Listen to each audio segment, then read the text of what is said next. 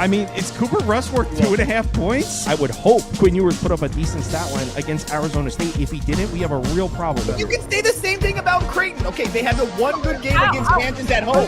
When Toast talks about the kicking market, it's like some earth is flat shit. Andy, true or false, this is going to be a dog walking. Dog walking. This is my dog walking of the day. I think it's going to be very ugly. Dog walking. I think this is going to be ugly. Hey, get the sauce.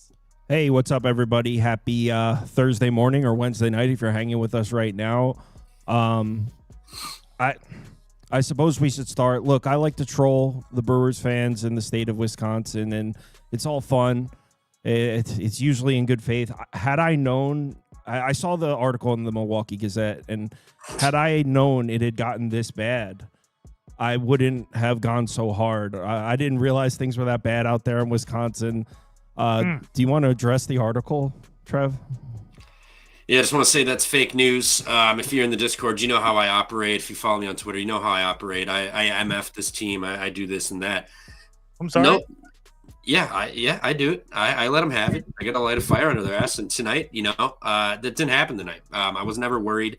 Even when we fell down, everybody's like, "Oh, the Brewers are dead." We came back. We had chances. Cubbies via errors and or mistakes in the first inning and Quinn Priester's worst start of the year. They got some runs and they barely hung on for dear life to get that win. Tomorrow the shit ends. The series over. We gave Lil Bro one. It's time to end this and rest up for the CS here. So are you're claiming this is a fake article? You were not seen eating a Subway sandwich? No, I'm a Jimmy John's guy through and through. All right. Are you sure, Trevor? Because it cuts it off here, but the next article down talks about how PCA has rejuvenated the city of Chicago. Your thoughts? He's playing with a lot of energy. Are you talking about PCS? You're talking about PCS?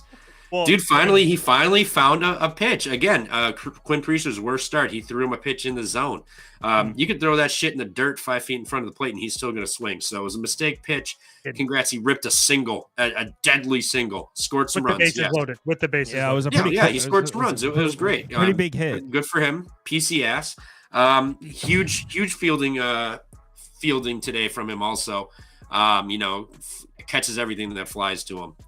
Definitely doesn't drop balls in the outfield. When you put up 2 RBIs in the first, you can afford an error, obviously, as you can see. Well, that almost cost them the game. So they got lucky. Cool. Wrigley stole one. They just used all their juju for tomorrow. They're screwed. The shit's over tomorrow. We're gonna sweep them.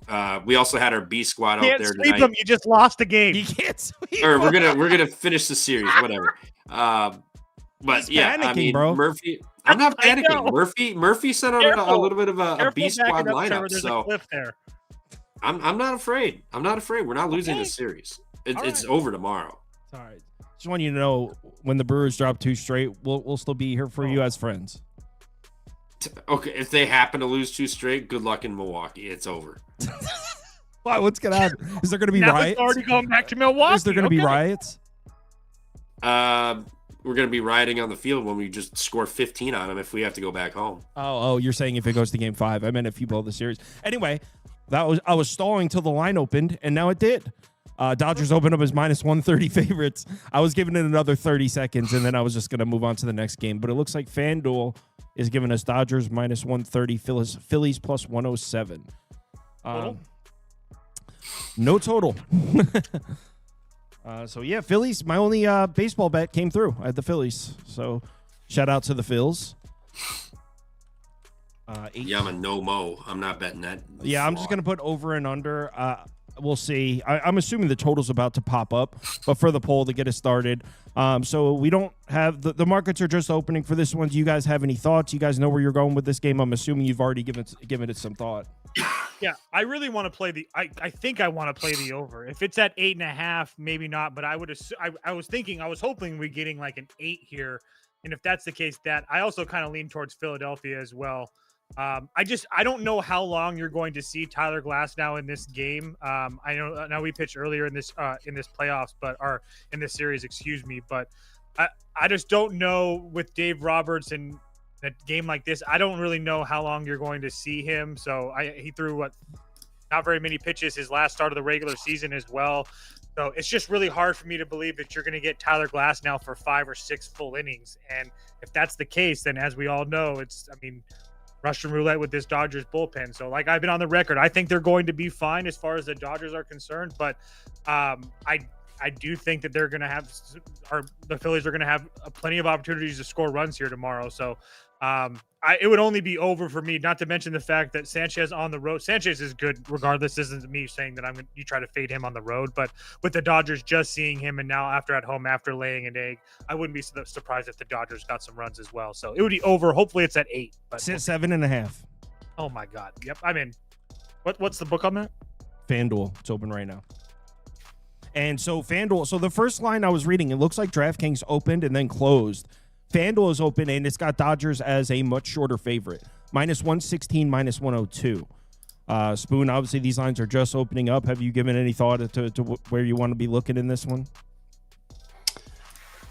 I like the Dodgers here, -102. That seems a little too good to be true. Tyler Glasnow did not look amazing in his first appearance here, but he's a really seasoned pitcher at this point, one of the elite arms in baseball.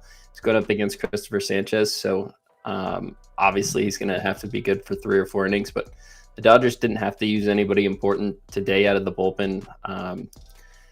Phillies did use Kerkering, did use Banks, so they're probably going to have to use those guys on back-to-back days. I think it's a really short price with the Dodgers to close it out at home. I haven't bet it yet, but that's my initial take here. Yeah, I kind of... Problem is, Chris Sanchez is such a beast. What do you think, TV Jones? He's beast. Go ahead. I'm with Toast on the over. You just saw Sanchez. Glasnow not going to be going. He'll go what at most 4 or 5 innings, and then you get the Billionaire Boys Club coming into this. I think 7.5 is too low of a number. I think Sanchez gives up 1 or 2, and then he just pitched game 1, so he's going to be on a little bit of short rest. How deep do they send him? And then it's going to be coming in with the bullpen. So give me the over. I like the over, and if I had to pick a side, it would be Philly. But I'm just going to be sitting on the over 7.5. I'll do Dodgers with you, Spoon. I haven't put much thought on it, but you're right. When it opened up, I thought it was Dodgers -116, Dodgers -118, but the Dodgers are short dogs. So, yeah, I'll take the Dodgers as a short underdog here with you, Spoon. Next up, the main event. If the Brewers lose this game, we're going to be in a situation here. Yeah. Spoon, as a Cubs fan, did today's game breathe life back into you? Did breathe a little bit of life. It was a nervous watch, mostly because I had the under 7 in that game, and there was a lot of runs right out the gate. So that pushed, but I'm not necessarily positive on who the Brewers are going to put out there. I expect Peralta. Nothing's confirmed yet on either side. Then for the Cubs side, I expect Boyd, most likely an opener for an inning, possibly Kittredge. I like the Cubs tomorrow at this price. I want to see 100% what's going on with the pitching situation, but same story as the Dodgers game. Give me the Cubs as a short dog at home. I think this pitching matchup's pretty much a wash. The Cubs bats starting to come alive at the right time. I think Wrigley Field one more time, the Cubs find a way. It's TV Jones, 2-part question. Part A, who do you like in this game? Part B, when the Brewers lose, are you going to pretend to be completely okay with it, or are you actually going to admit you're terrified? I was fine with losing today. I mean, if we lost, fine, so be it. I was never freaking out about this whatsoever. Everybody tried to get me to think that I was freaking out. I was not. I was never concerned that our offense was going to come back. And we had plenty of chances, just couldn't come through with the hit. Murphy trying to get cute pinch hitting guys and starting Lockridge for whatever the hell reason. But tomorrow I can tell you why, because Jackson Churio can't play center field. And so you can't. Yes, he can. Yes, he can. Okay, Trevor. He's hurt, Trevor. They're trying to protect him. No, he's fine, they say. They said he's fine. I'm going to go with what they said. Yo, all right? If he's not playing in center field, he's not fine. I promise you. Nope, it was precautionary why they pulled him the other day. He's right back in there. No.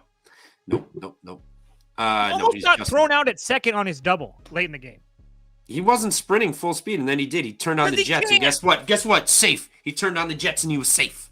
All right, he didn't get thrown out. I'll put the Brewers up for TV Jones. Yeah, Freddie Peralta dominates this team. This Cubs team, 161 average, a 327 slug with a 189 expected bat average with a 348 expected slug, 30% strikeout rate. They love just whiffing and walking back to that dugout with the bat on their shoulder. It's what Peralta does. I know he's going to be coming in off 4 days rest, so a little short, but our bullpen has been lights out this entire series. Cubs, their bullpen has been used up a lot. Now we get to see them yet again tomorrow. I know they see our guys, but we've been pitching damn good. Cubs have been walking the fine line and getting just absolutely smashed, and then they almost blew it today. So tomorrow's the day. Peralta on the bump. It's gonna be a great day. We're gonna end this in Chicago and get some rest in before the LCS. What do you think, Toast? This one's kind of hard for me. I do kind of lean towards the Brewers. I don't know if I actually bet them because I want to bet the Cubs. I just can't get Matthew Boyd out of my head and how bad he looked in Milwaukee. And even if he's going to have an opener, that's fine. I guess that Pat Murphy is trying to do his stupid little games where he's not going to say who's going to start. They said on the broadcast like 3 times today that Freddie Peralta was going to pitch tomorrow. So it's not confirmed, but that's what seems to be on just 4 days rest in Wrigley. And he was already on short rest. Dude's going to get smoked. Boyd was. So, no. Well, I mean, if that's the case, if that's not the case, who do they have? Aaron Ashby? Gasser? Who's going to pitch for this team? So, oh my God, the Cubs are winning this game. Who's pitching for the Cubs? Like their bullpen's not used? Wrigley, the energy of Wrigley's pitching. They spent it tonight. It's over. It's not like a one-time spent. Yes, it is. It's a recurring energy. They were amped up. We can't get swept. They showed up. Good for them. It's over tomorrow. Did they say we it's can't over. get swept? Oh, from what I heard from some Cubs people, they were afraid. Oh, were you they talking showed up? I know a Cubs fan other than Spoon. It's Cubs for me. I think this Brewers team is broken and donation. I think they're I think we're like if I was to use a metaphor to describe the current state of the Brewers, we're about an hour and 15 minutes into the movie Titanic. Like the ship has been struck and no one really thinks there's anything wrong yet, but like some people know. And I think I'm one of those people that just know that shit's sinking. What struck our ship? So I'm going to make my way to the life raft and bet Cubs again. Yikes. There's holes all over that life raft. There's Freddie Peralta hasn't been fantastic versus the Cubs. Been great. The more I look at this, I don't know, Trevor. You might be in. Go ahead, go Cubs. Go Cubs, man. No, I might go ahead. No, you want to bet the Cubs. You said you wanted to bet the Cubs. Just do it. I am going to. Oh, he's talking to Toast. Oh, no. You have a Brewers logo underneath you. Dodgers line already moved 10 cents. Sus. Damn it. I can get... Dodgers are minus 120 now. I was going to say, I got that 102. Nice snipe there. Wow. That was quick. All right. I'm going to do talk about SeatGeek real quick, and then we'll get into some NFL. Gentlemen, enjoy your night. Have a good night, guys. Go Brew Crew. All right. Let's give a quick shout out to SeatGeek, sponsor of today's show. Looking to shoot up to the Meadowlands for a Giants or Jets game. SeatGeek always has my back. With over 28 million downloads, SeatGeek is the #1 rated ticketing app. There are more than 70,000 events listed on SeatGeek, including concerts, sports festivals, and more.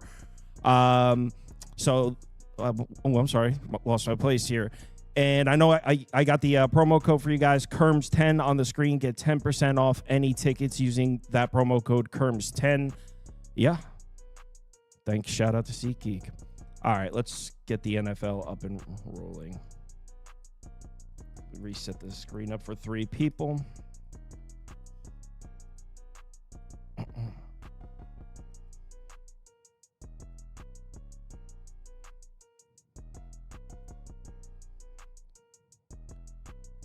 Oh, is Troy not back yet, Jim? Okay. He's his wife doesn't come home for 10 minutes, so. All right. Do you want to switch the screen for 2 people for now? Yeah, let's do 2 people, and then if you're able to do it, then we'll roll right into. Oh, here he is. Sorry, he's coming right now. Oh, okay, cool. Okay, wait. Do we have how much time do we have? I don't know, 20, 25 minutes. Not a big deal. No, but for him to get started, like, how much time do we need him here in seconds? He's coming right now. I mean, no, like if he's gonna be here in 5 minutes, he can just go last. Whatever. I mean, even if he misses the first game and wants to jump in, no big deal. It's not Okay, really cool. structured. Then let's start with you and me with the Chargers Dolphins. Okay. Okay, you able to do that with the graphics? Yeah, of course. Okay, beautiful. All right, Chargers Dolphins. I have a bet on this game. I'm not overly confident in it. I like the Patriot of the games we're talking about. I think the Patriots, the Patriots game is probably my my favorite bet. But oh wait, I see Troy just joined. All right. Yeah, and he's ready to rock, man. He's backstage. I didn't even know we were live for that opening, man. Oh Sorry. no, we're sorry. I'm so sorry.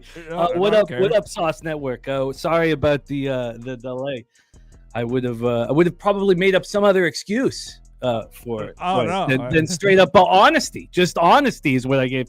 I thought I was just talking to you alone. Oh no, okay. we were on the air. Okay, sorry. No, but I mean, I'm sure the viewers can definitely relate to having to put the kid to sleep. I'm sure a lot of people watching can relate to that. Yeah. What a battle! What a battle this was tonight. Big Tatum, man. Big Tatum. Yeah, he wasn't going down light today. So we'll start off. I haven't talked to you guys since the weekend. How was last Sunday? Everything go good, bad? I mean, the Chiefs stabbed us in the heart, but the Saints were very, very good to us. Yep. And we're going to get into that game with Troy here in a second. Overall, we haven't come in here and given a smash and grab week for everybody. We haven't come in here and delivered the way. I feel like the first week was good. I feel like the first 2 weeks, the most confident bet you guys gave out the first 2 weeks hit. I don't know if all of them hit, but the first week it was the Eagles over the Chiefs, and then the second week you guys liked the Lions, and they both hit. I don't know if you went like 4-0 or anything, but I know your most confident bet hit the first two.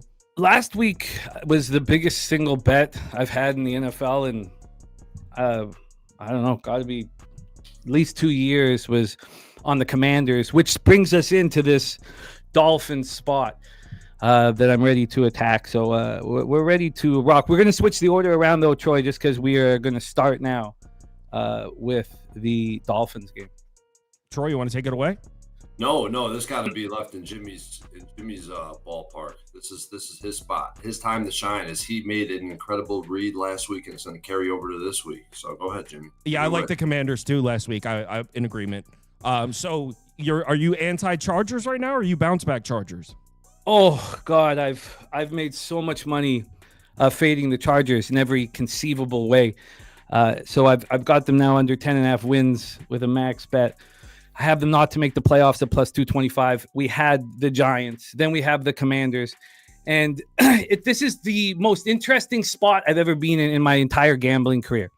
There was a few people that were with me with the Commanders, but I wasn't betting on the Commanders at all. I was purely fading the Chargers.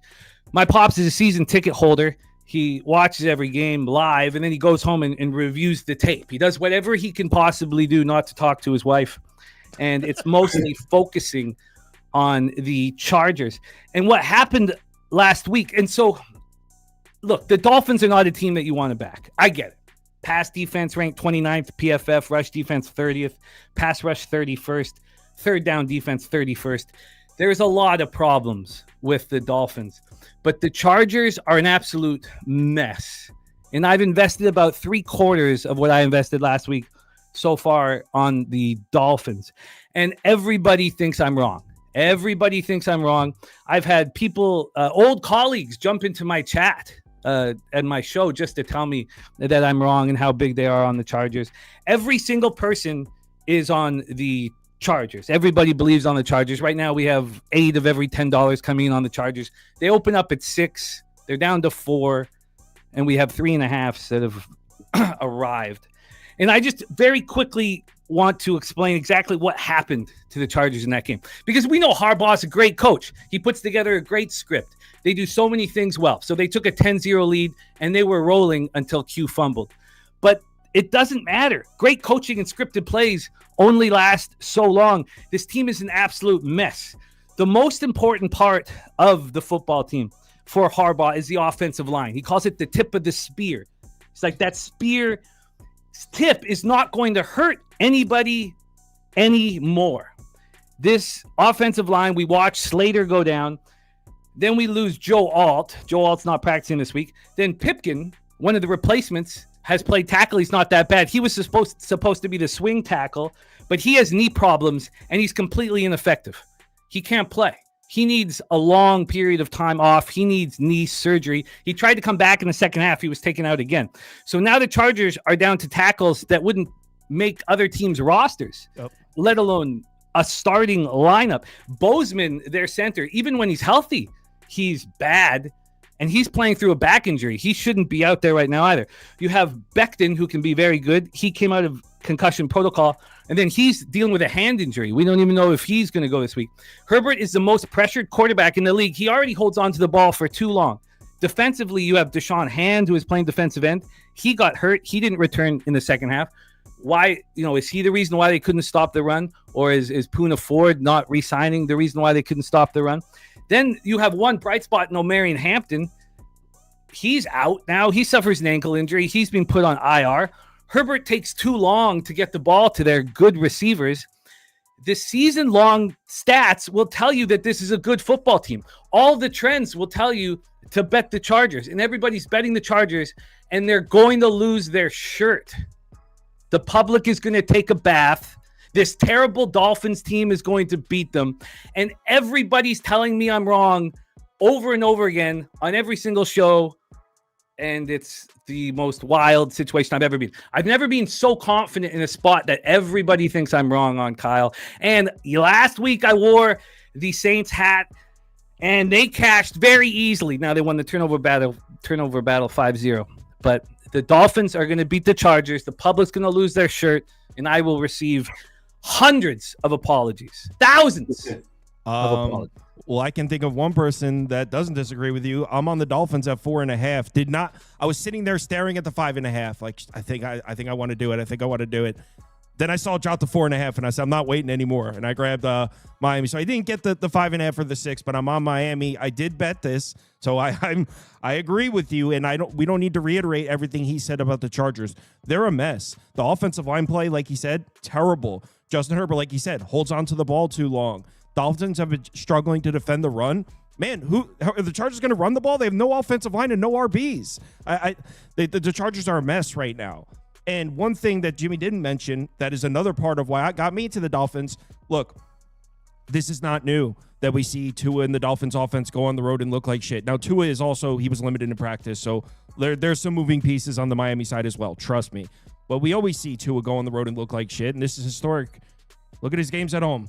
His 2 home games this year, 27 points per game, 6.6 yards per play, success rate over 49%. All 3 games on the road look like shit. And Tua has always looked better at home at Hard Rock. So, look, I'm not saying I'm big on the Dolphins team at all. I'm just saying the fact that they're at home gives me more confidence in the offense because Tua has always historically been better at home in this building. And who are the Chargers right now to be laying 4 points? I feel like they really racked up some nice efficiency numbers in the first couple games, and it's kind of flying under the radar just how bad they're playing right now. So I agree. I'm on the Dolphins. I got to say, I'm not as confident as you are because I'm worried about the Dolphins' offensive line is also smoke. I have all kinds of concerns with the Dolphins. I'm sitting there like, who the Chargers to be laying more than 4 on the road across the country? Yeah. Let me just piggyback on you guys real quick because I just want to say this. I've never seen Jimmy the Bag this bullish on any particular spot, and it's not just this spot. I mean, he's fading them season long. He's taken their team total under. He's moved against them in the futures market. He faded the shit out of them this past week with the Commanders. And I'm going to be honest. I can give you a bunch of reasons right now why I think it's the wrong side, but there's no way I'm going to step in front of this spot after what we watched last week, Commanders Chargers. So yeah, I'm gonna let Jimmy run with this. If anything, I would have to be on the same side as you guys. So yeah. I mean, so everybody that's run with me knows that my dad sends in action to me, and I don't bet it. And we come from a long history. My grandfather gave my dad cash to go to the horse track every day to put in his bets, and my dad didn't put him in. It's a rich history in our family, not, to play the book against our fathers. And I never put my dad's action in. Last 2 weeks, he's been taking Giants money line, Giants spread. Last week, Commanders money line, Commanders spread. This week, Dolphins money line, Dolphins spread. I've sent it all in. I've tripled up on his investment, and it's been going very well. He watches tape nonstop. He studies the Chargers 4 or 5 hours a day, and he is fading them and investing in it, and I love it. Yeah, I would need, if I was to play on the Chargers here, maybe a bounce back, I would need a 1.5, 2. There's no way on more than a field goal. All right, let's go back to the first game. And the first game I had queued up was Patriots-Saints. I have a bet on this game, but a different number. I have the Patriots at 2.5. I bet the look ahead. So we'll talk about what we would do now. But that's the bet I have, is the Patriots at 2.5. What do you guys think? Troy, is this the game? Is this one of your games? Yeah, this is one of my games. And I think that, this is a spot where I would love to double up on this spot and have multiple units invested, to be honest. But after what the Patriots did, and I was backing them last Sunday night as well against the Bills, and I backed them heavily, that's the only reason I haven't doubled down on this game, because I think the matchup is beautiful. First of all, I love what the Patriots are doing on offense. They have a shotgun split backs, the only offense you'll see with the split backfield in the NFL. It allows for so much variation for a young quarterback in Drake May, who's looking incredible. His spray chart is second to none. It's paralleled with some of the best quarterbacks in the league, like Matt Stafford. No turnover really plays versus the Bills, a healthy A-dot. And I think this guy has longevity, and he's going to be a staple in this league. I really believe that. I don't think what we're seeing is a flash in the pan. And the biggest thing about this Patriots team right now is their defense. I think the effort is noticeable. You put these guys on tape, all 11 players are hustling to the ball. It's the second graded unit in the NFL as it relates to tackling. Insert Christian Gonzalez back into the lineup, you visibly see a difference in what they're doing on defense. You see a little bit more man coverage mixed in. I believe under Vrabel, I expect this defense to improve every week, and I think we've seen that so far this season. So I love what I'm seeing from this Patriots side. And the Saints, this is a team like we talked about last week. I mean, I just backed the Saints pretty heavily this past week. And I think Rattler, he's improved significantly year over year. But you look under the hood, you find some things that do not fare out so well. So he's extremely inaccurate throwing the deep ball, despite one pass he made to Rashid Shaheed that really, and you could take the 5 turnovers away. You take that 180-yard touchdown pass away. What did this offense really do? They went 0 for 3 in the red zone. Obviously, the turnovers, they benefited massively from them. The offensive line is absolutely terrible in pass block, and this Patriots defense, if there's one thing we can count on this team to do, is to stop the run. I faded James Cook in the rushing prop market last week, and I cashed very easily. And I expect them to really shut this defense down. And one of the most bullish factors of this game that I love, I bet the Patriots -3, is when you see the sharps, going back and forth between the 3 and 3.5. I love it, because we've seen historically the road favorite in this market that opens and closes between 3 and 3.5. The road favorite cashes at a ridiculous rate. I moved on the Patriots -3. Like I said, I would be on this heavier if it weren't for this, sell high spot in theory. But like I talked about with the Colts, I think what they're showing on offense and defense is sustainable. I feel like it's sustainable, and I feel like we're going to see that play out this week. Well, yeah, I agree with a lot of what you said, and especially in the beginning there. So I'll put the Patriots up because I'm on the Patriots, and I would still take it at 3.5, honestly. And at 3.5, I would also consider possibly an over. The notes, what I wrote down about the Patriots is this is the best offense in the NFL that no one's talking about. They have looked explosive offensively, and everyone remembers first impressions are huge in football, and everyone remembers the opener against the Raiders. It wasn't the Patriots' strongest showing. What's flying under the radar is since then, the Patriots have been one of the most explosive passing attacks in the NFL. And you look at that Steelers game, that's the only bad data point there. They turned the ball over 5 times. They averaged like 6.5 yards per play in that game. This offense has looked very, very good. In fact, if you take out week 1 and just look at since week 2, just efficiency numbers, who's moving the ball, the Patriots are up there with anyone offensively. This offense looks really, really good. And the Saints defense is bad. They don't have a pass rush. Actually, I believe this is crazy. They're towards the top of the NFL in blitz rate and still dead last at time to pressure. So they're sending extra rushers and still can't generate any pressure. Drake May also excellent numbers against the blitz, excellent numbers with a clean pocket. There's nothing on paper that indicates the Patriots offense can be stopped in this game. If I was trying to play devil's advocate, I could say I really don't know if I trust the Patriots front seven. I don't know if I trust the Patriots secondary right now. Even with Christian Gonzalez back, the numbers against the pass don't look all that great. But it's Spencer Rattler, so who knows if he's even capable of exploiting it. But I agree. I think the market's a little look, I'm not the type of person to be like, market's off. This should be 10 or like something crazy like that. But I think this should be 5.5, 6, honestly. So, yeah, it's Patriots for me. I'm on a 2.5, and I wouldn't be opposed to grabbing a 3 if you still can, or even a 3.5. Like I said, I think this should be 5.5, 6. The Patriots offense is rolling right now. There probably are some books right now that you could buy from 3.5 to 3 and get a -125 or a -120. That's what I did to get the -120. Now it depends on what books you have available to you, right? But that's definitely a recommendation. Don't just buy the half a point. You got to go check the alt line and compare it to what happens when you buy the half a point when it's already in the bet slip, because those lines differ and they get you that way. So yeah, I see a couple really cheap 3.5s. So if you look, you could definitely find an affordable 3. Jim, are you with us on this? I'm not. I'm not, but I'm not against you guys. For me, when I think it's pretty clear that the Patriots are a better football team than the Saints. I think it's a pretty clear situation. We have the stats, everything. We have everything proving it. We just watched the Patriots, go into Buffalo and slay the dragon. So the opening line was extremely suspect to me. And sometimes it's not the line movement, but it's the opening line. The Patriots can go into New Orleans and beat them. The problem is, do I want to back them after their Super Bowl? And the answer is no. Do I want to back them with the opening line that I find so suspect? And the answer is no. With the Saints, everything worked out the way we wanted for gamblers that were backing them last week.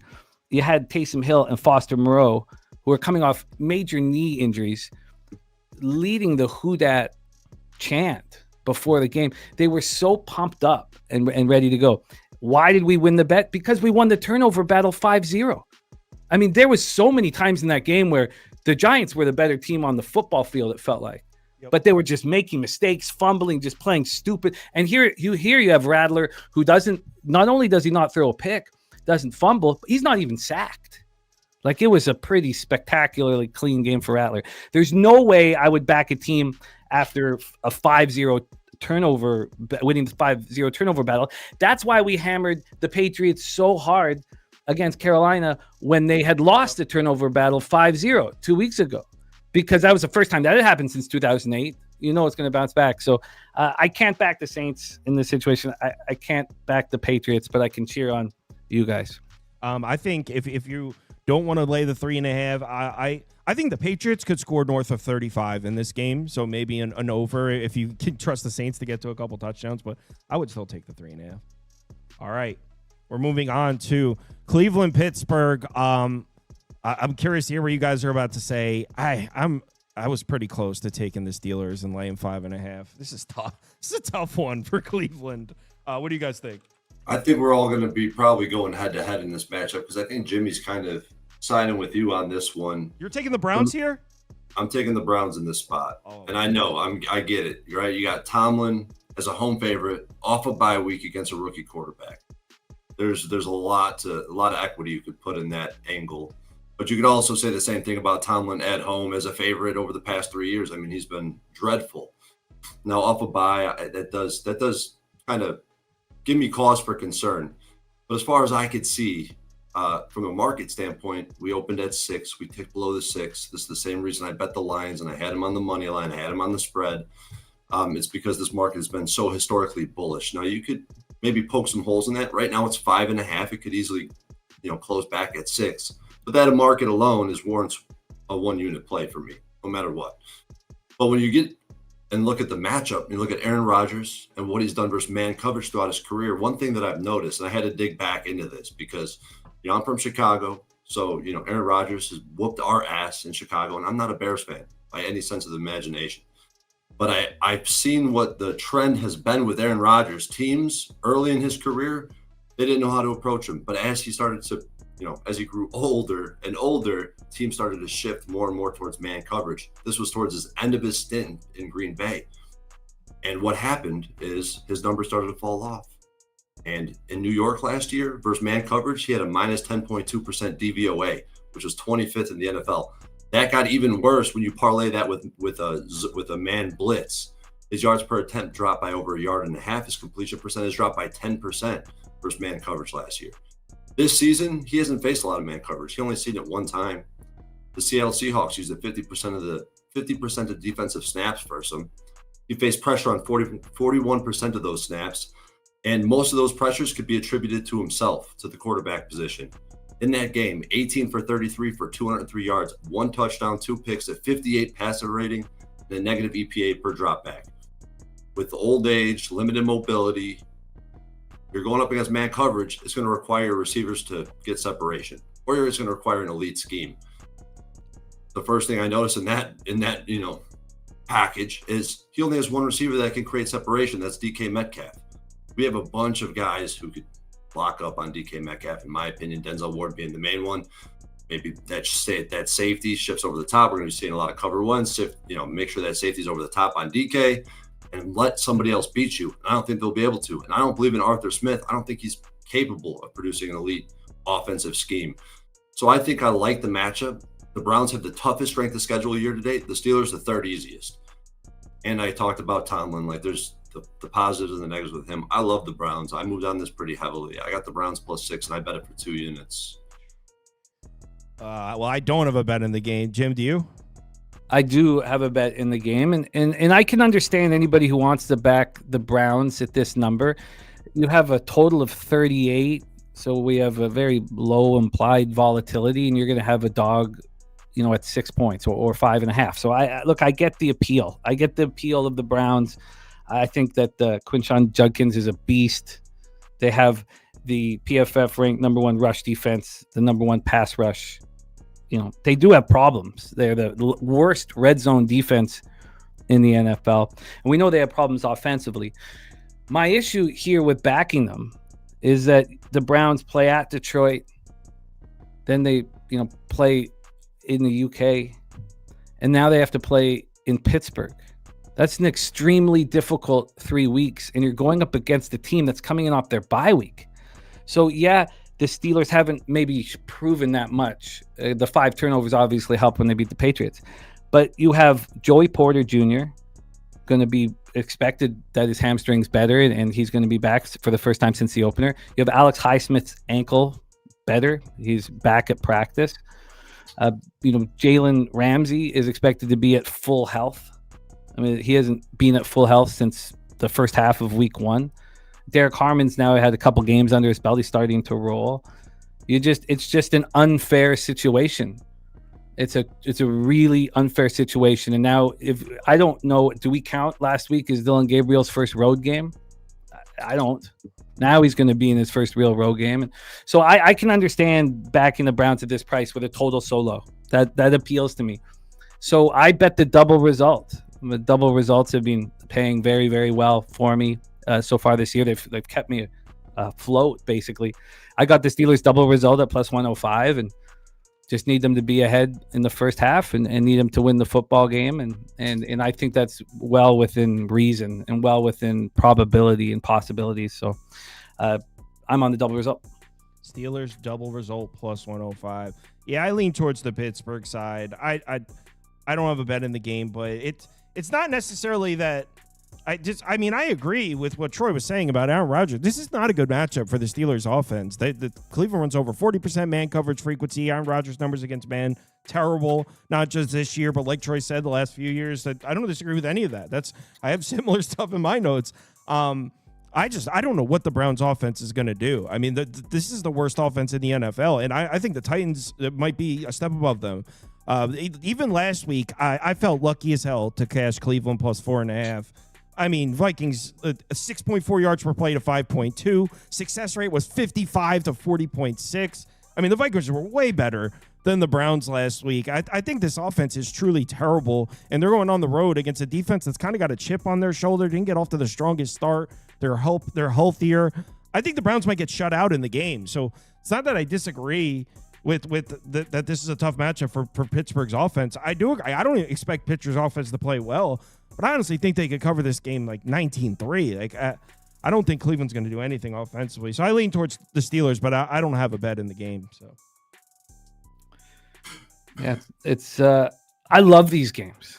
I love when these two teams play each other. I love the low totals. I love the defensive football. I love the violence. Like I can't wait to watch the game. And I am interested in betting the under still. I just saw that it was going up through 38, hitting 38.5. So I'm still, but just a double result for me. Monday Night Football, and I want to bet the Bears so bad here. I don't have a Bears bet. Don't worry, but I just let the record show that I want the Bears to. I think the Bears get their revenge here and win this game from the Hail Mary game last year. But I'm all ears. I don't have a bet in the game or anything. I'm all ears. Monday Night Football, Bears Commanders. For those listening, who's taking it? Well, first off, I'll let Troy hit leadoff here because what happened last year is it was a pretty momentous occasion, and so I'll let Troy hit leadoff. I'll come in next. Yeah, we were about to go last year, Bears Commanders. We were about to go live for the Sunday Night Football game, and I had a $20,000 parlay that closed with the Bears money line, and that got crushed by a Hail Mary. Probably the biggest hit of my life didn't come through. Definitely a stab in my God. It was painful. And I agree. Like I think there's going to be some residual impact from that last game. That's going to, these teams don't forget something like that. And Caleb Williams, I look at this offense. It's really hard to be bullish on this Bears team in my shoes after watching this team just be a travesty for so many years. But I believe this Bears team is significantly better than last year on offense specifically. I mean, obviously, Ben Johnson is going to have an impact, but I think Caleb Williams is showing improvement across the board. You look at PFF grade, turnover-worthy play rate, passer rating, big-time throw percentage, yards per attempt, pressure to sack rate, which is one of the key things for me because that whole offensive line was terrible last year. This pressure to sack rate was down from 28% last year, currently at 14%.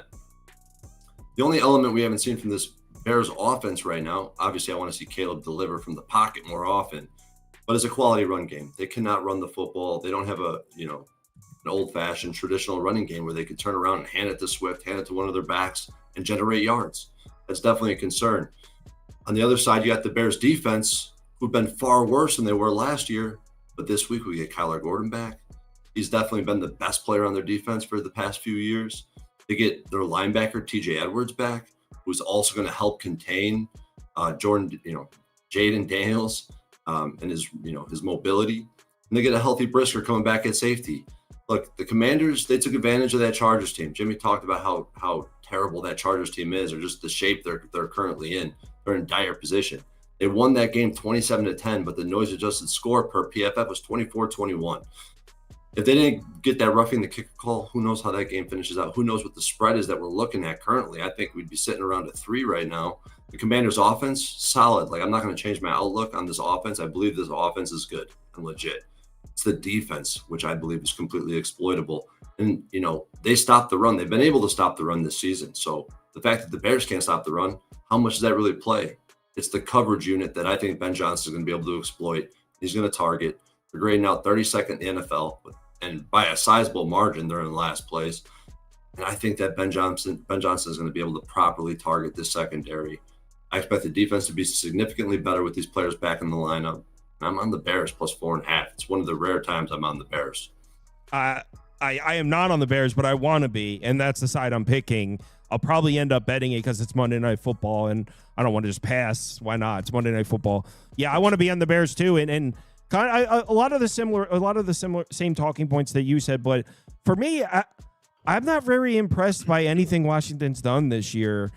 They opened up against the Giants at home, and that Giants team, they played so poorly in that opener. Then they got smoked by Green Bay.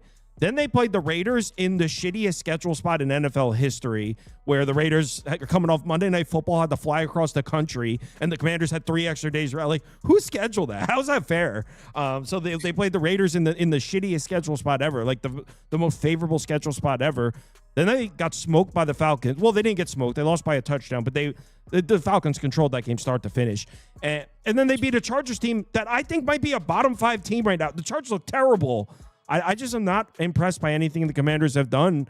I think this should be a flat 3. I want to be on the Bears too. It's just, dude, it's the Bears. Jim, are you leaning towards the Bears? Oh, I'm more than leaning. I not only have a unit on the Bears plus 4.5, but I have a unit on the team total over 20.5, which was a great number. No team. Well, first off, with the Commanders, some of us believe, much more passionately than others, that the Commanders' victory over the Chargers 27-10 means nothing. But everybody sees the score, and that's why the line is the way it is. But it means, like, if the state of the Chargers is a disaster right now. And so that's a great opportunity. So now we have an opportunity to sell the Commanders high off a 27-10 win off a team that statistically is still good, but we know there's massive problems. Then we have the Bears, and no team needed a bye as bad as the Bears. You guys in the chat talking about the offensive line being an absolute mess. It's an absolute mess, but they're finding stuff. Trapilo, the second rounder from Boston College, did a great job slowing down Max Crosby. They're finding that everything is a mess, and I tried to go over all of it. Like, I have like 2 pages here of what all the things that they're doing to try to get the offensive line straight. But Johnson needed this bye badly, and now we have the Commanders, riding high off Jaden Daniels getting to play in front of his friends and family, a 27-10 victory, and we have them right where we want them from a gambling standpoint. We know that the public is going to be all over Washington. We see it right now. 76% of the tickets and 79% of the cash. It's not comfortable backing the Bears. And you could say, look, that the Raiders victory they didn't deserve. It was trash. And that's fine. But doesn't that 31-14 win over Dallas look a little better now? So, and that, of course, that was at home, and here they're traveling to Washington. But I'm on them. I'm on the Bears plus 4.5. Bears team total over 20.5, and I like it. I like it a lot. I think we're going to be in great shape in this football game, and we have Johnson, a coach that everybody believes in, coming in off his first bye week when he needed it desperately to fix the offensive line, and he claims they have, because they have a lot of different looks now with Benedette, the kid from UBC, the kid from up in Canada. They have Darnell Wright missed the last game because of an elbow injury. So I mean, we thought this was going to be a strength because of Thuney, Jackson, and Drew Dahlman. The signing of Drew Dahlman, and it could be again. And so yeah, I'm with you guys. I'm on the Bears and the team total over. Yeah, and offensive line's a position group that sometimes it takes a few weeks to get the chemistry going, and you got to be you make reads together as a unit, and there's new pieces there, like you said, Thuney and Dahlman. So. And Jonah Jackson. So maybe they just needed a few weeks, and coming off the bye, yeah, I'm in agreement. I was 100% leaning Bears. I don't think Washington's very good, and I know Lunchbox got pissed off in the chat. I guess he's a Commanders fan. Didn't mean anything by it. But yeah. The one thing that does scare me about the Bears, as I'm reading through some of my notes now, Dennis Allen, he's a stubborn coach. He wants to play man-to-man defense, and you don't want to play man versus a guy like Jaden Daniels who'll just cook you on the ground. So hopefully he plays zone, and we did see him versus the Cowboys switch very early in that game and late in the second quarter from man to zone, and we've seen a huge difference in that game in the second half.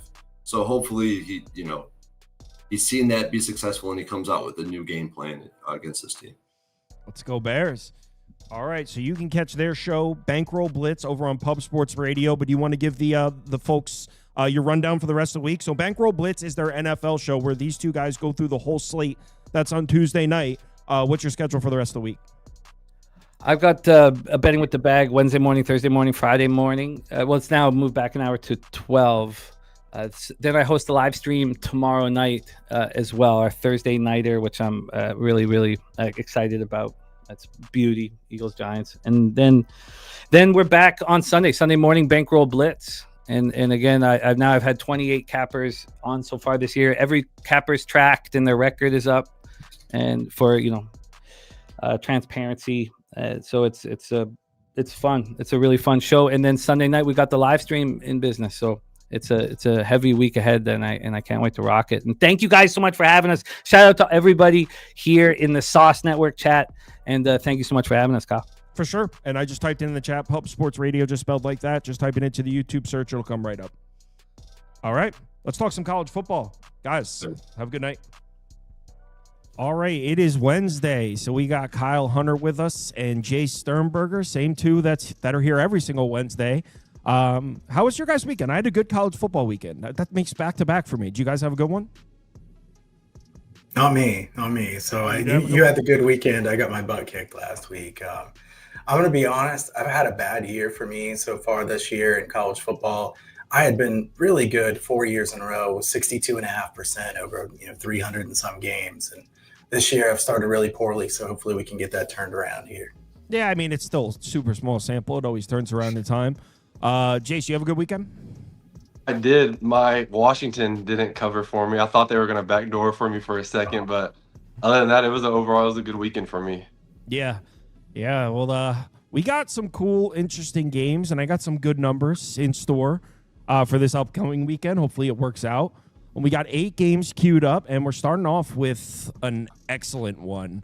A lot of people have asked me about this game. This game is getting a lot of attention. In this conference, man, this is like the game of the year right here. Usually that involves Tulane, but South Florida, North Texas. I have a bet in the game, too. I'll let you guys go first. I have a bet. I'm fading my guy, Todd Orlando, in this one. Jace, wait, actually, you already told me you're leaning towards the over, right? Yeah, I don't want to because 67 scares the hell out of me or whatever it's at now. But, yeah, I'm leaning towards the over. And then if you look at the body of work, obviously you're going to be like, well, USF has played the tougher schedule already. But being at home, Denton, I like what Coach Morris is doing. I don't think I'm going to pick a side. I'm just going to enjoy it and just pray for a lot of points. Yeah, I mean, in a North Texas home game, you're usually bound to get some points. Kyle, did you get a chance to take a look at this one? This was one that Jace picked. Yeah, I mean, this is maybe my favorite game of the week to watch just because I love the small teams that are kind of underdogs to start and they're making a big run. I mean, both of these teams have a chance to make the playoff. This is a massive game. I don't know what to bet here, though, guys. I mean, I want to root for North Texas. Frankly, I really like North Texas. They were not expected to be in this kind of situation. But, the more I look at this game, USF has played such a tougher schedule than has North Texas. Now, situationally, it's a good spot for North Texas. They have a bye week. They get ready for this one. USF 39th in strength of schedule at Sagarin. North Texas is 115th. So if you just look at the numbers side by side, they have to be adjusted a decent amount based on what we've seen. Two fast-paced teams. Kyle, I have to be honest. I'm surprised you're going against your guy, Orlando. I mean, like Jace said last week, I was wondering if you were on the payroll or something. But, what's going on there? I'm not going to bet this game. I definitely will not bet this game. The total's high for a reason. It's a little bit too high for me to take the over. I think if I were forced to bet, I would probably take USF, but I don't really want to bet this game. So, okay. Yeah, you guys know I'm a big Todd Orlando guy. I like this South Florida team. I was gassing up South Florida all summer. So, yeah, I'm big on this South Florida team, but I don't know how. And I think I got North Texas. I don't remember. It was a few days ago. Pretty sure I got North Texas as an underdog. Looks like it's evening out to a pick now. I don't know how. If you want to put South Florida slightly above North Texas in your power ratings, I can't necessarily disagree. South Florida's got a couple really nice-looking wins, even though if you watch those games, I think the lead story was more Boise State shot themselves in the foot. Florida looks terrible rather than South Florida domination. But regardless, you don't want to take away credit. South Florida, a couple really nice wins. For me, I'm looking more towards the North Texas side. They've looked very impressive in every single game. And the two data points that I think concern people for North Texas are the Western Michigan game. They went on the road up to Western Michigan, went to overtime. So people are looking at that as a negative. Like, oh, Western Michigan played them tough. Western Michigan's not very good. That game should not have went to overtime. North Texas dominated that football game. It was like 6.4 yards per play to 4.4 yards per play. It was a domination by North Texas. It was actually crazy that it went to overtime. And then the Army game, again, another road game on the road against Army. They were up 28-7. And look, I'm not saying taking your foot off the pedal, we just ignore it, nothing like that. I'm just saying they went on the road to Army, dominated the beginning of the game, and then Army got back into it. Basically, the point I'm making is both those games were on the road. This team at home cannot be stopped. And I think the strength of the South Florida team is the defense. And I don't know.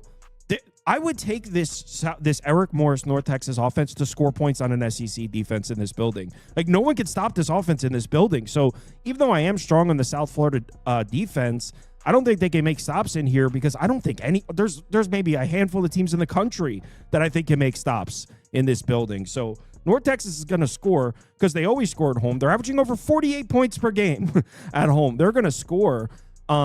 Now, North Texas defense super improved from last year. In fact, other than the second half in the Army game, they've been pretty lights out defensively all season.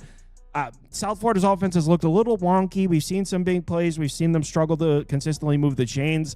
I just don't think Byron Brown can keep up. North Texas is going to score, and I don't trust South Florida's offense to keep up. So when I bet this game, it was plus 1.5, I think. I think North Texas should be laying 2.5 here.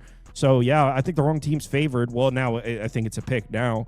But, oh, wow, North Texas is actually laying 1.5 on a few. That must have just happened because I was looking like an hour ago. So, yeah, it's getting closer to where I think the line should be. I would make this game North Texas -2, North Texas -2.5. So if you get North Texas as a home dog, I think that's a good position to hold. A unique thing I was looking up, and I don't know the last time I've seen a measurement like this, but North Texas defense is like 118th on third down efficiency, yet they're leading the nation with like +9 turnover ratio. So it's like, for those are like two huge contradictions. It's like you would think if you're forcing turnovers and you're leading the nation in turnovers that you're getting stops on third down, but then they're like dead last in that. So I'll be interested to see how that plays out. Yeah, the defense is just way better than North Texas defenses we've seen during Morris's tenure. Let's head out to the SEC. Jace, if there's ever a shot Missouri have to knock these guys off, it's right here. Now, do they take advantage of it? It's an entirely separate question, but you think the Missouri Tigers get it done here? I really want to make a joke. I always call him Coach Dickwitz, but we're playing him in 2 weeks or so, and so I'm trying to be respectful because we blew them out last year at home. I think this will be the best running game that Alabama has faced this year. I think I can't pronounce his first name, Hardy, the running back from Missouri. I think this will be a wake-up call for the rest of the NCAA. I don't think Missouri should be ranked 14th overall. If it was any other team where like they got media coverage and exposure, I feel like they would be a top 10 team. I think they've been the most consistent offensively. It's plus, I think it was +3 when I took it. I think it might go down a little bit, but at home, it is. If it was a night game, I'd take money line, but since it's an 11 a.m. kickoff, and honestly, I think it's more of an emotional hangover for Bama playing Vanderbilt than it was them playing Georgia, just because of the Pavia and everything going on, and DeBoer blowing that backdoor cover at the last play just to rub it in. Like, I feel like Bama really wanted to kill them, and I feel like it's gonna be one of those things where they're gonna come ready, but I feel like Columbia is gonna be rocking, and it's gonna be a crazy Saturday. Kyle, what do you think? I mean, there's two ways to look at this game. Situationally, it couldn't be better for Missouri. I mean, this is the epic sandwich spot for Alabama. They had a huge game last week. They have a huge game next week. The thing is, Missouri hasn't really played anybody. I mean, their strength of schedule is really bad. 150th in strength of schedule compared to 4th for Alabama. It's hard to compare the numbers. Having said that, I completely agree. Ahmad Hardy's going to have just a massive game here. If you look at PFF, he's first in the country in yards after contact, 551. No one else is even close. Second best is 472. That's really impressive. This is a guy that just does not go down easily at all. And Alabama hasn't been very good at stopping the run so far this year. I mean, they have been highly questionable stopping the run, 104th and yards per carry allowed. I think Missouri's going to be able to run the football here. I like to look at totals. You guys know that. I want to bet an over. The problem is I think Missouri's probably going to run the football constantly here and go very slowly. So I think it's tricky to bet an over because I don't think there'll be too many possessions. On the other side, Ty Simpson's been fantastic other than that first game. I mean, this guy's really good. For a while, people could say, well, yeah, it was ULM. What do you say? This guy's really good. Missouri's 32nd in PPA per pass allowed. They've played many weak passing attacks. This is definitely going to be a test for them. If you look at what DeBoer has done since he's been at Alabama on the road and how bad this spot is, I have to lean Missouri here in this one, getting the points. I tend to agree, and it's a tough game to really talk about because it seems like every single data point you look at, it's kind of the same question. I think the main thing we're looking at here is Missouri's pass rush has been insane. Over 51% pressure rate is just nuts. They're pressuring the quarterback at, I believe, the highest rate of anybody in college football. What offensive lines have they seen, though? So it's like, well, they're generating pressure against some really bad offensive lines. That being said, Ty Simpson has had a tendency to hold on to the football a little bit. So that's your path for Missouri on the defensive side. They should be able to generate some pressure on Ty Simpson. And even though they just saw Vanderbilt, this Missouri pass rush is way better than Vanderbilt. And it's tough because, like Jay said, I mean, on paper, in terms of just raw efficiency, you could say Missouri's been the best team in college football so far this year. Now, granted, can't ignore who they've played, but they've probably been the most efficient team in college football in terms of both sides of the ball. So, if there was ever a spot for Missouri to beat Alabama, for those of you that don't know, they haven't beaten Alabama since, I believe, 1975. It's been a long time. Now, they haven't played a whole lot. It's been 6 games. But Alabama's beaten Missouri 6 straight times. Not only have they beaten them 6 straight times, the average margin of victory is 27 points. So they don't just beat Missouri, they beat the hell out of Missouri. But if there was ever a spot where Missouri can knock Alabama off, it's this one. And I'm going to pull it up on the screen so you guys could see exactly what kind of spot we're talking about here. 1 second. This is a rough scheduling spot for Alabama. So you got this game on the road against a very, very strong Missouri team, sandwiched between the road game at Athens, then your big revenge game against Pavia and Vanderbilt, then this one, then you immediately play your rival Tennessee. So this is the least important game for Alabama out of these 4, as crazy as it sounds. There's no bye week in there, no week off. So this is just like the ultimate perfect spot for Missouri, who, by the way, has been, other than the border war against Kansas, has been playing way weaker opponents who had a bye week. Like this is it. Like if Missouri can't beat Alabama here, they're never going to beat this team because this is the time to do it. So yeah, I would agree. Missouri, if you can get 3 or higher. I don't have a bet on it right now because when you're looking at Missouri's numbers, it's so hard to ignore the fact that they haven't played anybody. And it's like, well, is the pass rush really this good? Is the offense really this good? It's tough to say. Congrats. You averaged 5.8 yards per carry against Central Arkansas. I'm not throwing you a parade for that. So, I'm a little questionable on Missouri's strength of schedule. And I don't like how Bo Pribula, who's been excellent, I don't like how he didn't play that well against South Carolina because that's kind of the most comparable team to Alabama. Also don't like how Missouri hasn't played a road game yet, which is crazy. I feel like you don't really know how good a team is until they play on the road. But, yeah, it would only be Missouri at the 3. This is the spot. If you can't beat them now, you're never going to beat them, Missouri. I love that you showed the schedule because as being an SEC guy, I hear everybody bashing on the schedule. Why are y'all playing the school of the blind week 12? And it's like, we just played 7 teams in the top 25 the past 8 weeks. Like, we got 3 guys who are healthy right now. Like, relax. Yeah, can you consider that, this schedule, and the fact that Missouri's coming off a bye and has been playing nobody? It's every year in the SEC, one team gets the short end of the stick. But did you see South Carolina's next 5 games? Oh yeah, brutal. It's worth the search because Shane Beamer's like, how, like, if you didn't come to play the SEC, like if you didn't want to play top teams, you're in the wrong conference, like you're at the wrong school because it's like, hey, welcome to college football. You're about to go play 5 of the next top 10 teams real quick. Yep, the next 5 games for South Carolina, the lowest ranked team is LSU at 11, and they're in Death Valley. Yeah, say like, good luck. All right, let's move over to the Big Ten. Kyle, I do have a bet on this game. I got the plus 8.5, so I guess I'm holding a little bit of value there. It's at 7.5 now. Go ahead. What do you think? Kyle's a Big Ten guy. Yeah, I mean, I think I like the over the best in this game if I was going to bet anything at the current number. At the bigger number, probably Indiana, but Cignetti does so much with what he has. I mean, if you look at team talent rankings or just the overall recruiting, I mean, these two teams are not even close to each other, but Cignetti has been so good against the spread, 26-13 against the spread as an FBS head coach, average ATS margin of plus 7.7 points. This is a guy that covers spreads consistently. Now, this is a long road trip, and you're going to hear a lot about that. If you listen to a lot of breakdowns of this game, everybody's going to say, this is a long ways out to Oregon.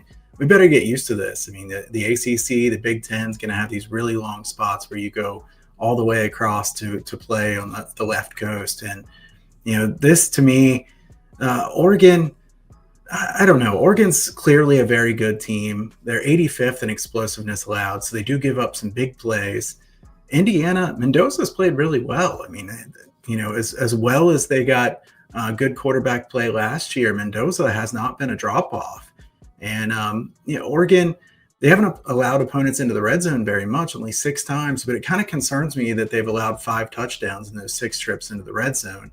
I think that's one of my favorite things to look at for offenses and defenses is whether you finish once you get in the red zone. If you consistently have trouble in those spots, I do kind of have questions about you. Mendoza's 87.7 PFF grade so far this year, 9.7 ADOT, so he's throwing down the field quite a bit. Indiana, 4 running backs with 200 yards or more so far this year. Now, Indiana's defensive numbers are good, guys, but look at who they've played against. Old Dominion, Kennesaw, Indiana State, Illinois, Iowa. A lot of weak defenses in there. I mean, Old Dominion's a good offense for G5, but, nothing like what they'll see here. Indiana's first in the nation in havoc created. Oregon's first in the nation in havoc allowed. Really good offensive line. Something has to give there.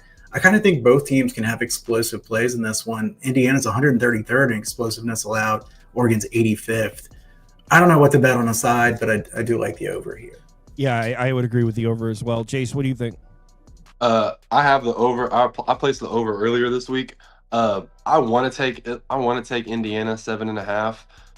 My only concern is that, and bear with me, I can't remember exactly what game it was last year. I know it happened for sure in the Notre Dame game, but my fear is that they're going to get into this game and it's going to be close at first, but then Oregon's going to do something to take control, and then Cignetti is just going to go. It's going to look like the Notre Dame game where he's just super conservative. They're just going to go through the motions, and then Oregon ends up winning by 21. But I want Indiana to win, or at least cover, but I just don't know if I'll be able to pull the trigger on it, so I'm going to take the over. I'm on Indiana, and I don't want to say I'm confident in it because it is a Big Ten team going out west, and we just talked about that. We've been talking about that for 2 years. Indiana and Cignetti did go out once last year to the West Coast. They beat UCLA by 30. So they didn't struggle going out west last year. Obviously, they're too well coached. Yeah, well, obviously going to Eugene's a little bit of a different story. But I'm on Indiana, and I think this number should be under a touchdown. If you look at, obviously, both these teams coming off bye weeks, both these teams coming off huge road wins. Indiana goes into Iowa, big win in Kinnick, and then Oregon, obviously the game of the year, goes into Happy Valley and beats Penn State. How crazy is it that Indiana's win, looking at what Penn State's done, I think Indiana's win's more impressive.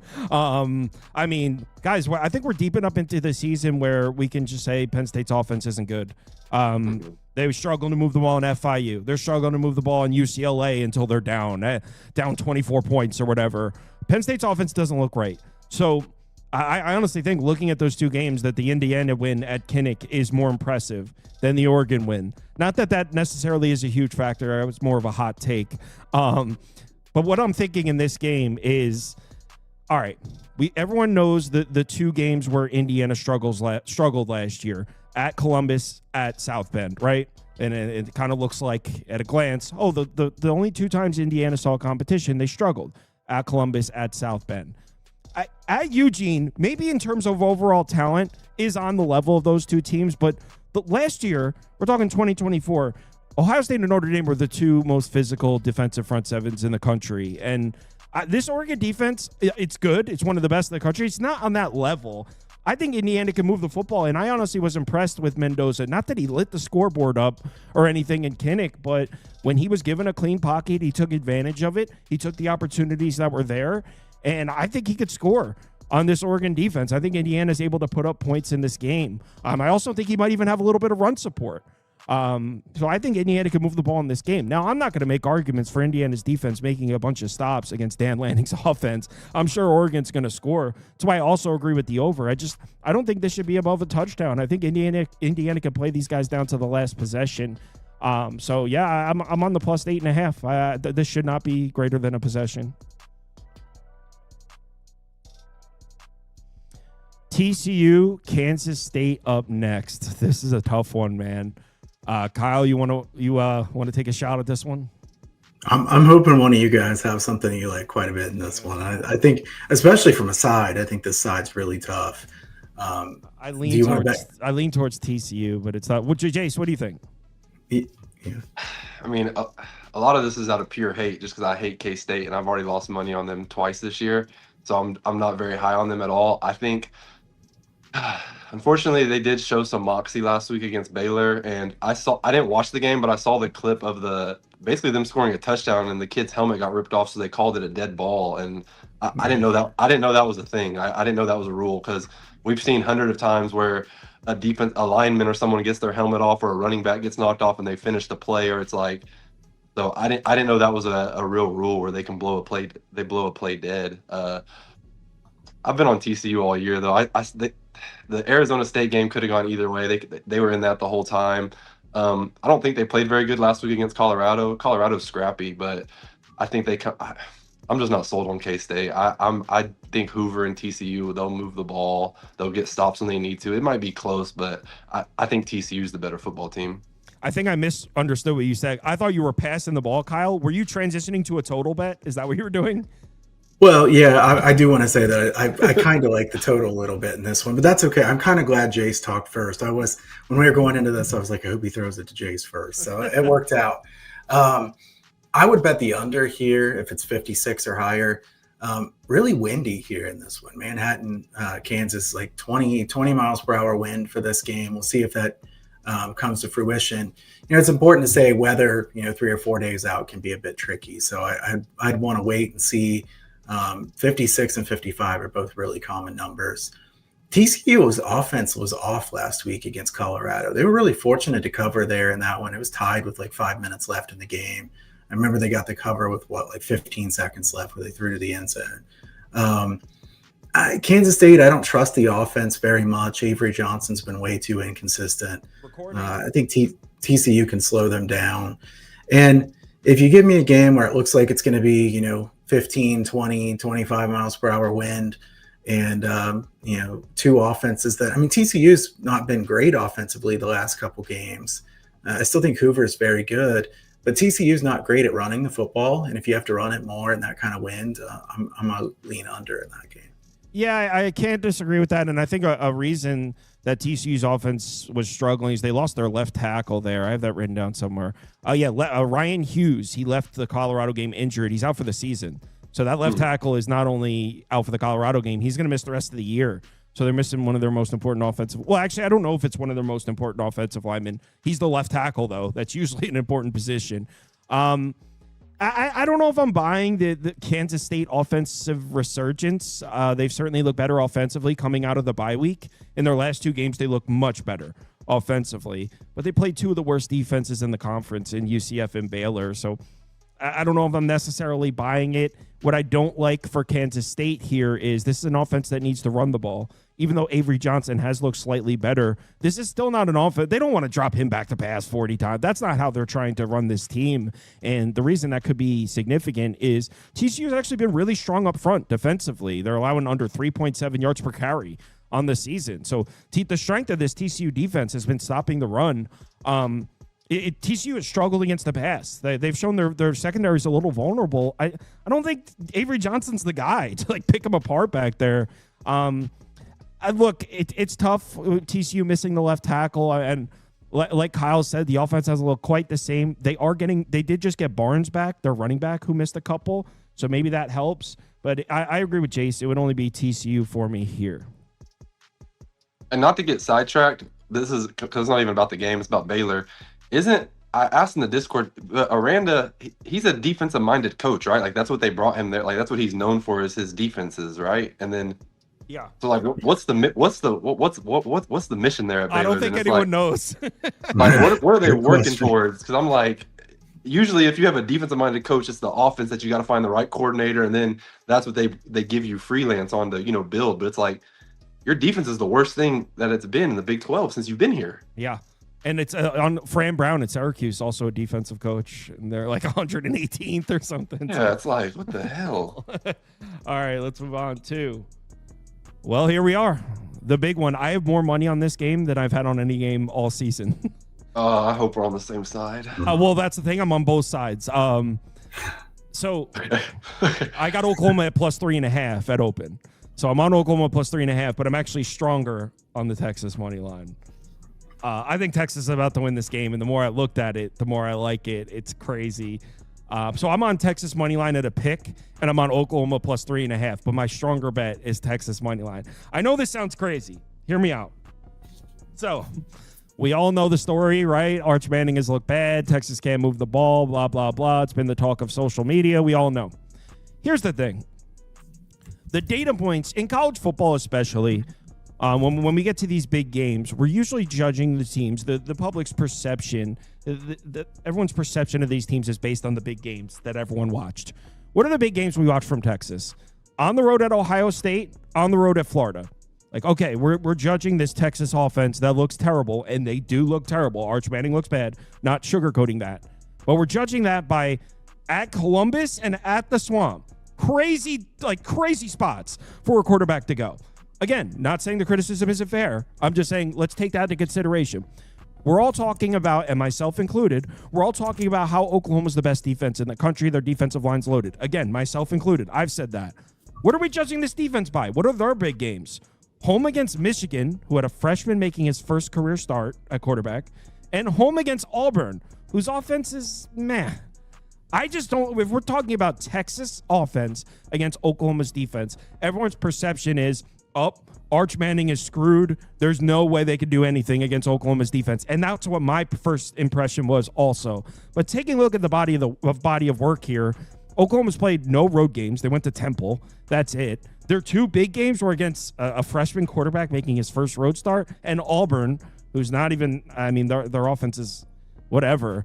I think the fact that we're condemning Arch Manning in the Texas offense based on road games against Florida and Columbus is kind of crazy. I don't think, I'm not expecting Texas to move the ball up and down the field in this one, but I don't think it's going to be the complete domination everyone's expecting here on this side of the ball. I wouldn't be surprised if Arch Manning plays all right and the Texas offense is able to function a little bit. And that's the key word, a little bit, because that's all they're going to need. Because on the other side, Hawkins is coming in at quarterback, and I know Jace is about to say, he looks better at camp. I know that's what Jace is about to say. He looks better at camp. That's what, just prepare yourself. Jace is about to tell you that. Man, this Oklahoma offense was dysfunctional last year with him. And you know what? Maybe a year under his belt, riding the bench, or this year, maybe he is better. I don't disagree. But let's not forget that Oklahoma's offense was terrible last year, period. Not because of Hawkins, just terrible, period. I don't think Oklahoma's offense even looks good this year.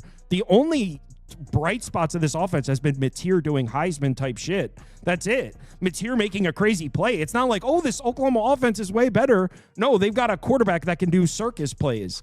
They still can't run the ball. I don't think this offense is good. I think they have a superstar quarterback. So without that superstar quarterback, even if Hawkins is better, guys, remember Hawkins played against Texas last year, was 34-3. They did nothing. Oklahoma averaged 4.1 yards per play in the 3 games where Hawkins started. So, and by the way, this Oklahoma offense, we're talking about the 2 big games they won. They didn't look all that great against Michigan and Auburn. That's with Mateer. So, as much as I'm scared about Arch Manning and the Texas offense and Oklahoma's defense, I don't know if Oklahoma's going to do anything offensively in this game if it's not Mateer. So I'm on Oklahoma plus 3.5. I'm on Texas money line. Give me a 23-20 Texas. Nah, I think it goes higher than that. Give me a 27-24 Texas win. I'll cash them all. Go ahead, Jace. Tell us about how Hawkins looks so much better in camp. Is that what you're going to say? No, I hate contradicting myself because 2 weeks ago I sent you a voice message saying how I love how this looks. Mateer's out, Hawkins is in. I still believe that. I'm still cool on that. Just in this, from a player's perspective on the humility, anytime you there's no way that game last year is not forever in his in memory just because of how bad he looked and the embarrassment. It's the school's biggest game of the year. It's, there's just so much meaning to it. So I would think he's going to play. I would imagine he's personally going to play better just for his pride. He's going to try to play better. However, I'm not ruling Mateer out, especially from the rumblings that I'm talking. But I also don't think he's going to come in and do what he does. So 2 weeks ago, I took OU 3.5 like you earlier this week, but I said I was going to keep fading Arch until he showed me something, and he didn't play like a Heisman quarterback or whatever people were anticipating him to be, but he showed me some moxie in the second half last week against Florida's defense. He didn't budge. He didn't. At least it looked like he kept playing hard, and I'm just like, damn. And then that news article drops yesterday, and it's just like I've never seen Oklahoma fans, Texas fan, A&M fans all team up to bash on another person. So it was kind of crazy and unfair that they wrote that article about him. But I was now that I'm thinking about, I do. If I was to place another bet, I think I would take Texas money line just because I feel like their defense is just as good as OU's. It's going to come down to Texas O-line if they can hold up. Again, you made a good point. OU hasn't faced. This will be the best. I'm not going to say this will be the best offensive line they faced, but they haven't faced a really good offensive line either in the past. So I don't want to take Texas just because I'm A&M and OU, but I'm just going to rely on the fact that it's Bedlam. And if you go look at the history of Bedlam, it's not Bedlam, Red River rivalry. Sorry, wrong rivalry. It's always a pick 'em. Last year, Hawkins, it was unfair. It was 34-3, but it's going to be whoever wakes up and whoever just goes out there and does it. I don't think there's a right or wrong answer on this one. I think I'm going to take OU, but I'm from Oklahoma, so I just don't want Texas to win. But do you want me to put Oklahoma up on the screen? You can give me my Oklahoma 3.5, and then but if I had to place another bet, I'd probably take in Texas. Especially my book says it's at Oklahoma +1, so that makes me think Mateer's playing. But I think if Mateer was playing, Oklahoma would be favored. Kyle, what do you think? Yeah, I think they're kind of putting it in the middle. If Mateer was playing in good shape, they'd be favored. But let's be honest, if Mateer plays here, there's no way he's going to be 100%. He had a surgery 17 days ago. This is just not. You think of all the things that it would be difficult to do after surgery on a right hand. Throwing a football would be really high up there on the list of what would be really hard to do. Probably gamesmanship and smokescreen about Mateer. I think it'd be really hard for him to play here. I know he wants to play. If he does, I think he'd be really hampered by that. I kind of disagree with you guys a little bit in this game. I'm going to take Texas team total under 21.5. I like it a good amount. I think the best unit on the field here is the Oklahoma defense. I don't think it's too close. Texas's offensive line has been really bad the last few games. Yeah. Look at Florida was just living in the backfield. I watched back that game some more. Manning really didn't have a chance last game. Florida with a 60% pressure rate. Just off the chart pressure rate. And Florida was 134th in pressure from their defensive line before last week. So what happened to the Texas offensive line? I knew that was their relative weakness coming into the season, but they've been really, really bad. Oklahoma's defense, first in the nation in passing play success rate allowed. They're fifth in yards per carry allowed. They give up 8.3 points per game. I know they've played some weaker competition, but it's been excellent. I think the Sooners' defensive line is about to be in the backfield a lot. They had 14 tackles for a loss against Auburn. You guys remember that game was just insane with them in the backfield all the time. I think this will be a lower scoring game. I would probably bet under the total overall as well. The one thing that concerns me about my Texas team total under is if Hawkins is in there and he turns it over and gives them 10-yard, short touchdown drives or a defensive score or something like that. But I don't think Texas is just going to march up and down the field against Oklahoma. So I'll take Texas team total under 21.5. I kind of think Arch is going to play well, although the offensive line is a concern. He was the third most pressured quarterback in college football last week, Arch Manning. He was in prison. So I agree there might not be anything on paper that necessarily shows that. I think it's going to be the Longhorns fans' ultimate I told you so day on Twitter. Arch Manning plays well. Not like 400 yards, 3 touchdowns or anything like that. I just think he could play a good game and make some throws. And, yeah, I'm on Texas. The thing about this game always, though, it's like whatever's happened in the past, as whoever wins this game, they just throw it out. So if Texas wins this, it's back to all I'm going to see is how they're going to be back ready for the SEC championship, and Arch is the guy. And so, like, I can't. Yeah, so, yeah, I need OU to win. Sticking in the SEC, we're heading to Kyle Field. What worries me about this one, and we want to hear from Jason this one, the A&M Aggie here. I think Texas A&M is about to boat race them, but I'm a little worried about what happened last year when Florida was kind of counted out. I think they were sitting at like 4-5. Then they pull off that big home win against LSU. And then they actually won out after that. So I don't know if it seems like when everyone counted Florida out last year, Lagway wins a big game as a home dog. Then all of a sudden they're playing for Napier after that. So I'm a little worried about that win last week against Texas was kind of a rallying point for Florida. But I think Texas A&M might be in terms of top to bottom, the best team in the country. So I think Texas A&M is about to boat race them, but I'd like to hear your thoughts. Most definitely, I would love that. I'm definitely taking A&M -7.5. I think it's going to be Florida's good. Like, they have one of the best defenses. I think if everybody's healthy and they're playing up to their standards, it's really good. But saying, as we just talked about Texas last week and all their struggles, Florida won that game by 7 points, and they had a chance at the end. If a ball bounces the other way or whatever happens, like, it was still a 1-possession game as bad as Texas played. A&M's O-line is much better than Texas's. I feel like our offense, they might get some stops, and Lagway might put it together and score some points, because even Coach Oko was saying earlier this week they have a really good receiver group. But I think our offense is due for an explosion. We've put up numbers the past 2 weeks yard-wise, but we put up 31 last week against Mississippi State, but we had a turnover in the red zone so it was an easy walk-in touchdown for us. Like, we're still not clicking yet as we were like we did against Notre Dame, and I think the points are finally going to match up to the yards, and so I just don't think Florida's going to be able to keep up offensively. But they have a good defensive squad, but I mean, you're grinding on each other for 3 quarters. Come fourth quarter, like I said, someone's going to wear out, and I just think that's where A&M will just insert their dominance, and so I would take the under as well. I don't think Florida's going to put up points. Yeah, and I can attest to that. In the last 3 games, Texas A&M over 6.5 yards per play, but just 29 points per game. You're averaging over 6.5 yards per play. Usually you're putting up in the mid-30s. So, yeah, what that's the best way to phrase it is that the final score hasn't been indicative of how strong this Texas A&M offense looks, and I agree with that. Kyle, what do you think?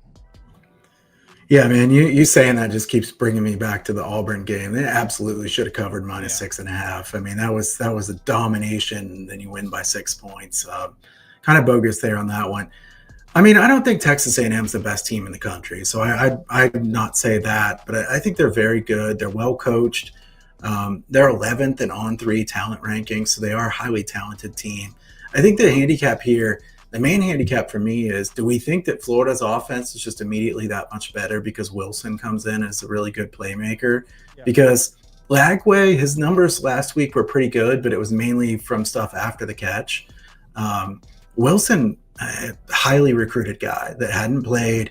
He comes in much better. I did not expect them to get 7 yards per play against Texas's defense. That really surprised me a lot. A&M, one of my concerns with A&M, and I think we've talked about this some of the previous weeks, they're 135th in penalties per game. They got to clean it up on the penalties. That's going to hurt them in a close game at some point. I don't think this game will be that close, and I definitely would bet Texas A&M here in this game if I'm betting aside. I wonder if we see 7 again. Just really briefly, there was a blip where it went to 7. People bet it. It's sitting at 7.5 -105. I kind of think we might see a 7 at one point again, but if it's there, you better bet it pretty quick because I don't think it'll be there for too long. In this one, I think Texas A&M kind of sleptwalked last week for a while, right? I mean, against Mississippi State, they didn't play very well for a good while. They kind of kicked it in late in the game. Marcel Reed has 6 turnover-worthy plays in his last 3 games, taking a little bit too many chances. Also, they've had a really high drop rate from their pass catchers the last couple weeks, 16% and 13% in the last couple weeks. So hopefully they can clean that up a bit. But I was looking it up. Elko as a home favorite. Him as a home favorite as of 20 points or fewer. He's 9-3 against the spread. Some really big margins there too. Average of plus 8.92 points. A&M here in this one, maybe even A&M first half.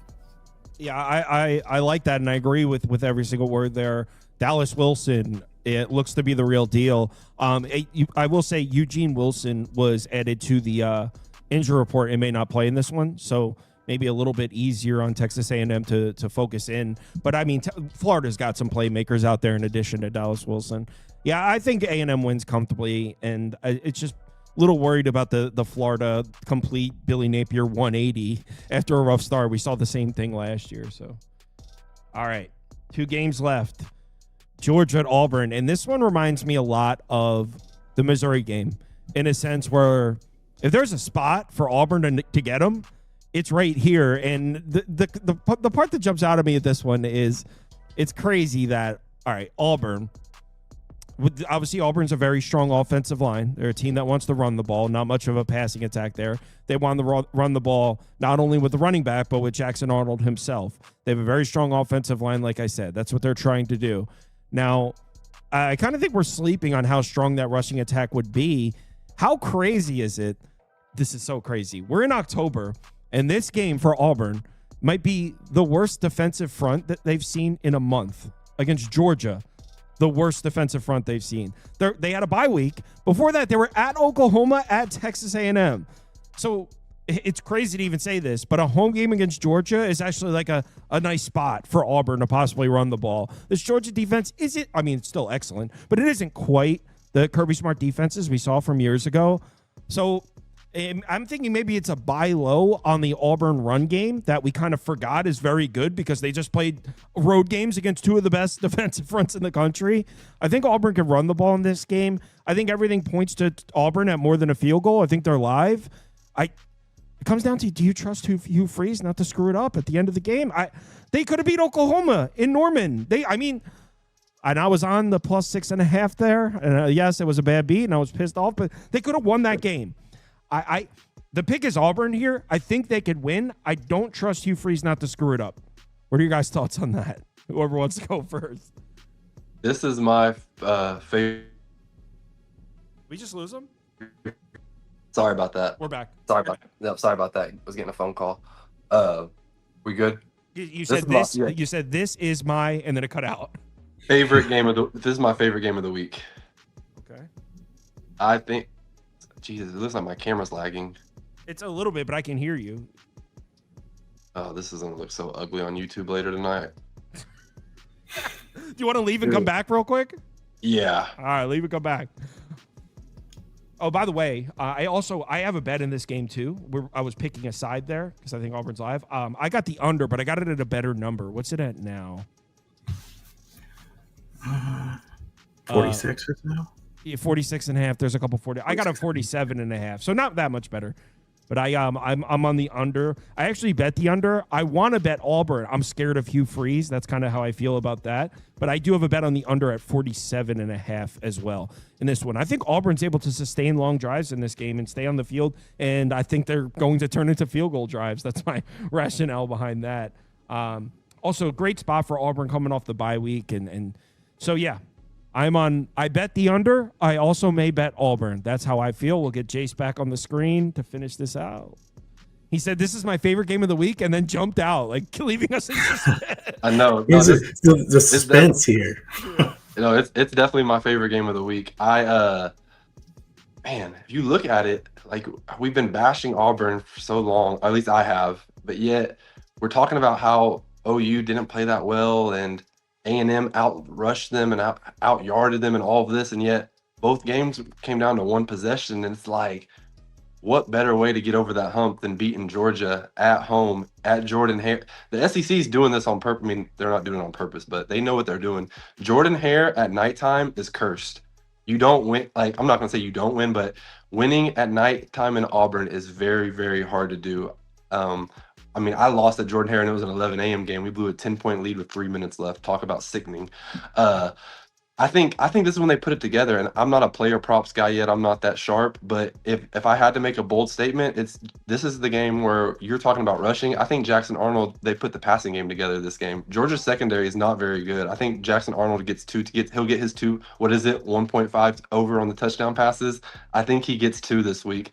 I genuinely think they're going to put it together. They had, like I said, you played one of the best teams against A&M. You played a good defense against Oklahoma, both on the road. And now you're at home, nighttime. They're, like I said, when I lived in Birmingham, I picked up a lot of Alabama followers, so I keep up with my Alabama football, and they're saying that that this game is bigger to them than the Alabama game later in the year. Granted, it's probably just caught up in the moment, but I think the stadium's going to be electric, and I'm on the 3.5, but I am going to take the money line as well. But what solidified it is they're retiring Cam Newton's jersey at halftime. Like, come on. Good point. Come on, Jordan-Hare, nighttime, Cam Newton's in the house. Like, it's got to be spicy. They're retiring his jersey. Cam Newton's going to be there for the ceremony at halftime. Yep. Shit, I'm betting Auburn. What are we doing here? I'm betting Auburn right now. You with this, Kyle? Yeah, if I was betting a side here, I'd bet Auburn. I like the under better, Kyle. I agree with your under. I think the pace will be pretty slow. Both teams run the football a lot. I have a friend who's a Bama fan, and he kind of says what Jace was just saying there. He's like, man, Jordan-Hare at night is just the most ridiculous things you've ever seen in your life. Like, you got to tune in. And they're going to win by some, voodoo magic there. And it's happened many times before. So it happening here certainly wouldn't surprise me. Auburn's 10th in the nation in on-3 talent ranks. So they're a really talented team that's kind of underachieved so far this year. Hugh Freeze is actually, this is pretty shocking. He's 33-18 against the spread in his last 51 as an underdog. And I know, Hugh Freeze is kind of thought of lowly based on how they've played lately, but I still think he's a pretty good game coach to prepare for a game like this. These two teams are 129th and 131st out of 136 teams in explosiveness on offense. They're both a little below average in tempo too. So I think we see a slower pace, a tight game. Auburn's last 4 games, none of them have gone over 46 points. I agree with Jace that Georgia's pass defense isn't very good. I'm a little bit worried about trusting Jackson Arnold to throw for a lot. And I mean, you could see why for sure, but we'll see. Maybe the Jordan-Hare magic shows up in that one. I lean Auburn. I like the under better here. I just bet Auburn. I'm in. I already have the under at 47.5. Let's do it. Cam Newton's jersey again retired. I'm in. You talk about crazy things that that the Nick Marshall year that was at Jordan-Hare that night game where they threw the post across the middle and Georgia should have intercepted it to win and it deflected into the receiver and then they end up winning the Natty off of that. Or did they win it that year or they lose to Florida State? Is that the year they lost to Florida State? I'm not sure off the top of my head. That's the year they lost to Florida State. All right, last game up, Kyle. You stick with the fade Big Ten teams traveling across country because at under a field goal, I kind of want to take USC. I think there's a revenge angle here. They should have beat them in the Big House last year. If you remember, there was that run at the end, and I kind of think USC actually might run it up on them. I know that sounds crazy that Lincoln Riley's going to run it up on Michigan, but I kind of think USC's the move here. I haven't bet it. I'm all ears. I like the over in this game. I got a better number than what is currently available, but I still take it even at the current number here.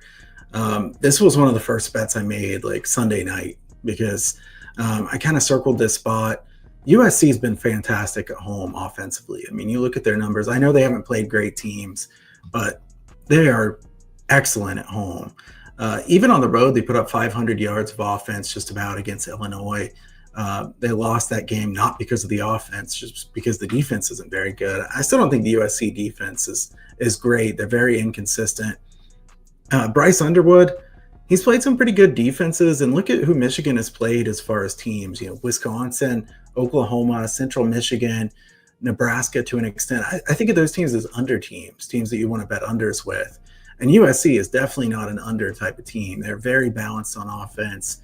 Jaden Maeva in this offense is fantastic.